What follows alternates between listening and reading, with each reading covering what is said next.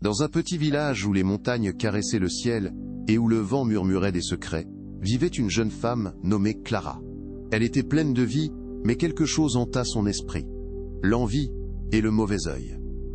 Chaque jour, elle voyait ses amis prospérer, réaliser leurs rêves, tandis qu'elle se sentait comme une ombre, perdue dans le brouillard de la comparaison.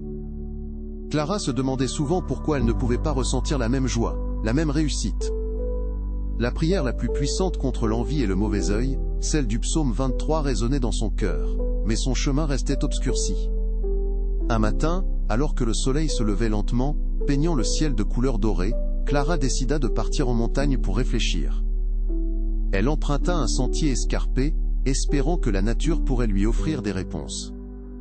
À mesure qu'elle grimpait, le poids de l'envie pesait de plus en plus sur ses épaules.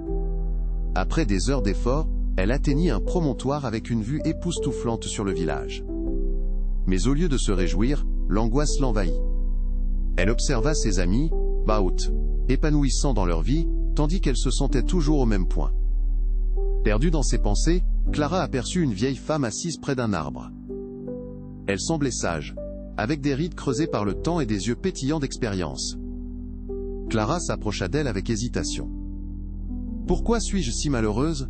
demanda-t-elle, sa voix brisée par l'émotion.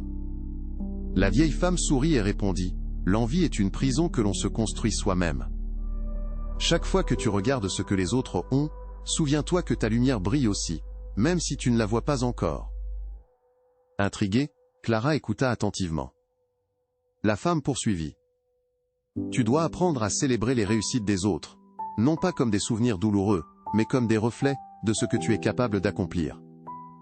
Prie avec sincérité, non pas pour demander ce que tu n'as pas, mais pour la gratitude de ce que tu possèdes. » Ces paroles résonnèrent comme une douce mélodie dans l'âme de Clara. Lorsque le soleil commença à se coucher, elle rentra chez elle, le cœur allégé. Elle commença à prier chaque jour, remerciant pour sa vie, pour sa famille, et même pour ses défis. À chaque prière, elle ressentait la colère et l'envie évanouir.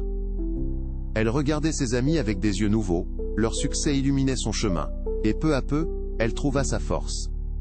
Au fil des jours, elle se lança dans des projets qui lui tenaient à cœur, et découvrit sa propre passion pour la peinture. Mais ce n'était pas tout. Clara réalisa que sa lumière ne devait pas seulement briller pour elle-même, mais aussi pour ceux qui l'entouraient. Elle commença à encourager ses amis, à célébrer leur victoire en les rejoignant dans leurs projets. La légende du village changea. Clara, autrefois rongée par l'envie, était devenue un phare d'inspiration pour tous. La vie, comme un chef-œuvre, se construit avec des couleurs diverses. L'envie peut nous flétrir, mais la gratitude et l'amour de soi sont nos pinceaux les plus puissants. Clara avait découvert que chaque vie était belle à sa manière, et que les réussites des autres ne diminuaient en rien notre propre valeur. La prière, alors, n'était pas seulement un moyen d'éviter le mauvais œil, mais une délicate danse de confiance et de joie. Ainsi, la véritable leçon à retenir est que la comparaison ne mène à la discorde. Lorsque nous apprenons à embrasser nos différences et à célébrer le parcours des autres, nous nous élevons ensemble. Chacun d'entre nous a une lumière unique, et en la partageant, nous éclairons le monde. Et maintenant, regardez au fond de votre cœur. Quel rêve attendez-vous de réaliser? Apprenez à voir votre valeur et celle des autres.